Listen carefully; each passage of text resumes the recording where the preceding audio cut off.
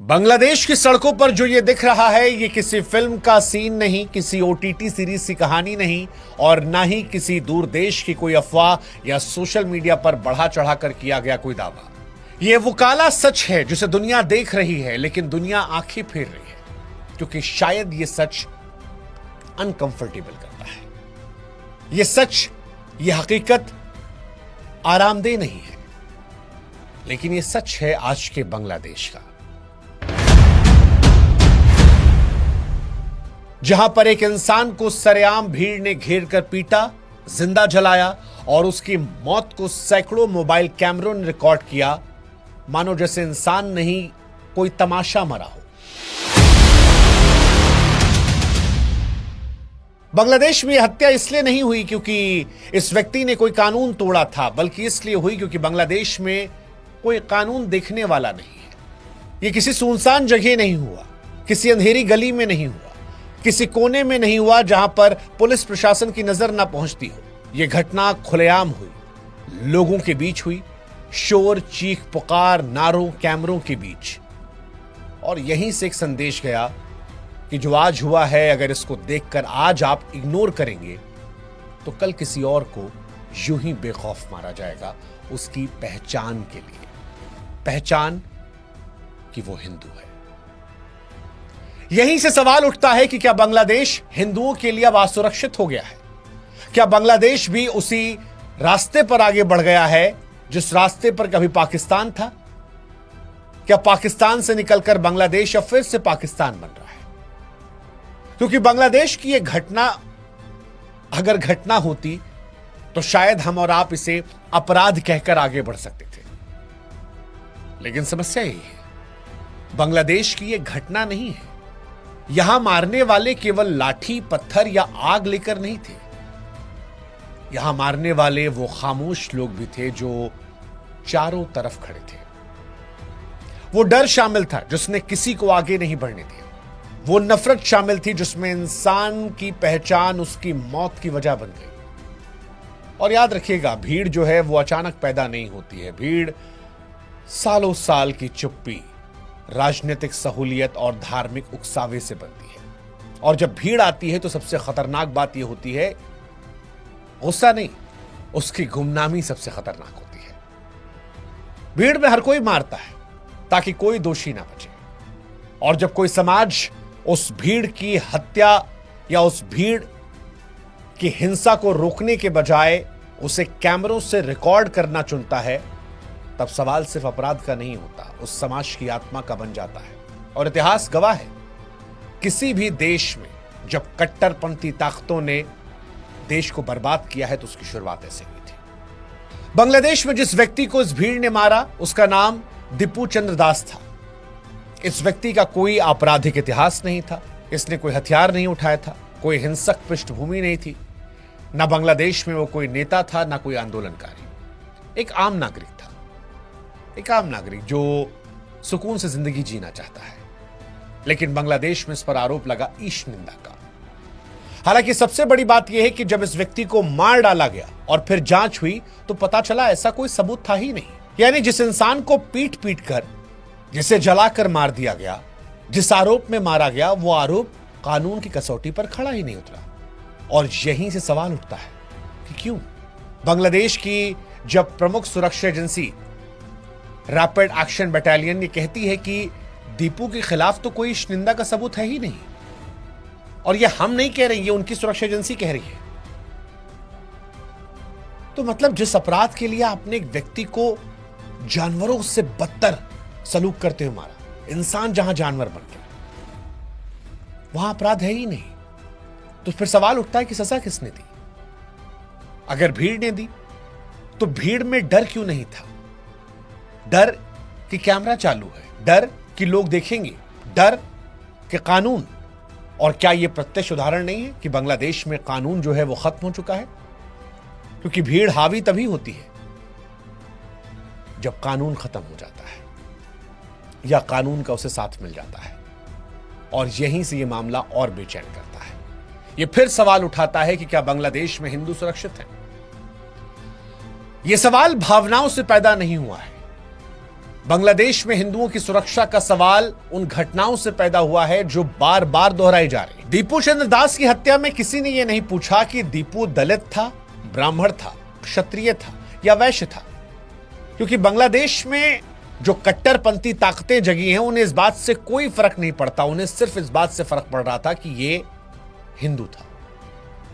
और पाकिस्तान से निकला बांग्लादेश अब पाकिस्तान की राह पर जा रहा है, क्योंकि वहां पर पाकिस्तान की तरह ही हिंदुओं की पहचान ही उनकी जान लेने के लिए काफी हो रही है। पिछले 2 सालों में कम से कम ये पैटर्न दिख रहा है। 2024-2025 के दौरान बांग्लादेश के अलग अलग इलाकों में हिंदू बस्तियों पर हमले होते हैं। उनके घरों, उनके दुकानों को जलाया जाता है, मंदिरों में तोड़फोड़ की जाती है, लोगों को डराकर पलायन के लिए मजबूर किया जाता है। 2024 में जब राजनीतिक अस्थिरता आती है तब भीड़ हिंसा के बीच हिंदुओं के घरों, व्यवसायों और पूजा स्थलों पर 2000 से ज्यादा हमले करती है। और यह रिपोर्ट दर्ज है। कई मंदिरों में मूर्तियां तोड़ी जाती हैं, पूरे हिंदू मोहल्ले को निशाना बनाया जाता है। और फिर हम स्पष्ट कर दें कि यह व्हाट्सएप फॉरवर्ड नहीं बता रहे हम, सार्वजनिक रिपोर्ट, मीडिया कवरेज और मानवाधिकार संगठन के जो रिकॉर्ड्स हैं उनका हिस्सा बता रहे हैं। 2025 में भी कुछ बदला नहीं। जुलाई 2025 में रंगपुर जिले में भीड़ ने हिंदू इलाकों पर हमला किया। 15-20 हिंदू घरों को लूट लिया, तोड़ा गया। कई परिवारों को जान बचाकर भागना पड़ा। पुलिस, सुरक्षा बल मौजूद थे, लेकिन हिंसा रुकी नहीं। और यह सिर्फ कानून व्यवस्था की नाकामी नहीं थी, ये उस भरोसे के टूटने का क्षण था जब राज्य में पुलिस मौजूद हो, प्रशासन मौजूद हो, लेकिन भीड़ ना रुके।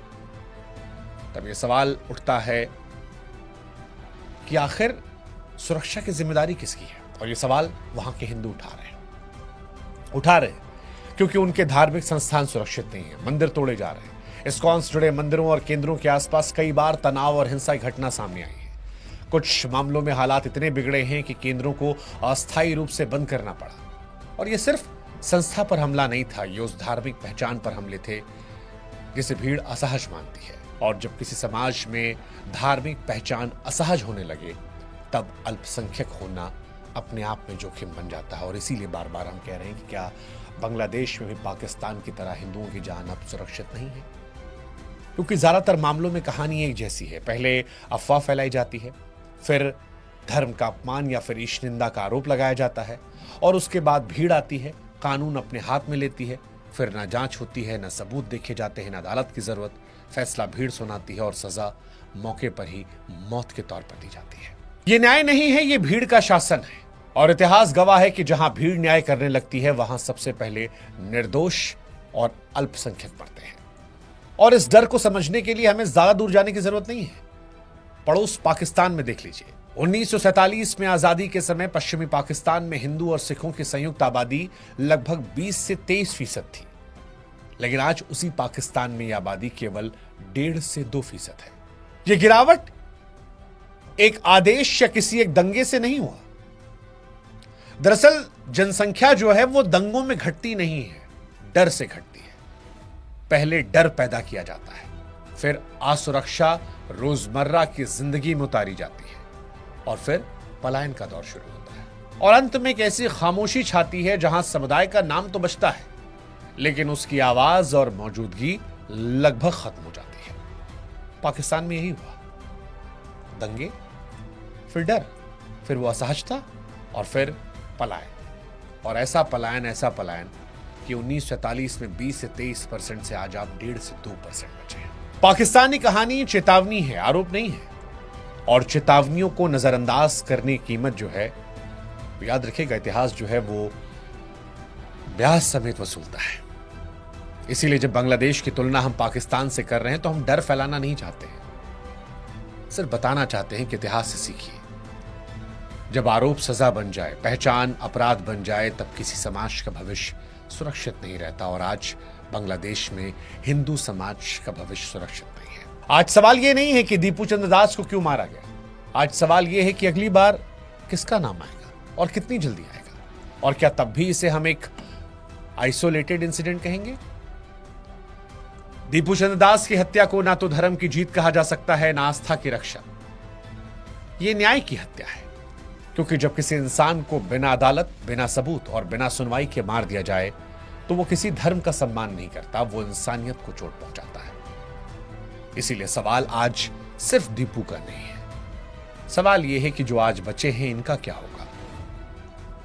क्योंकि अगर किसी मुल्क में, किसी देश में, किसी समाज में एक इंसान अपनी पहचान के चलते मारा जा रहा है तो खतरे में ना तो कोई धर्म है, ना कोई राज्य है, सिर्फ इंसान है। और जब इंसान खतरे में होता है तो समाज सुरक्षित नहीं होता। और आज बांग्लादेश में हिंदू समाज सुरक्षित नहीं है। इसलिए बेहतर है कि इस अनकंफर्टेबल ट्रुथ पर आंखें फेरने की जगह आंखें मिलाइए। आंख मूंद लेने से हाथ से नहीं टल जाते।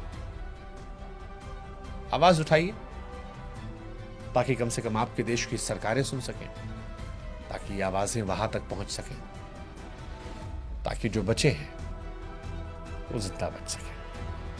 लेकिन जाते जाते एक सवाल, क्या जिस पाकिस्तान से बांग्लादेश निकला, जिस पाकिस्तान से बांग्लादेश के लोगों को हिंदुस्तान ने बचाया, क्या वो बांग्लादेश वही पाकिस्तान बनने जा रहा है? उसमें उन्हीं हिंदुओं को खतरा होने वाला है जिन्हें बचाया गया था?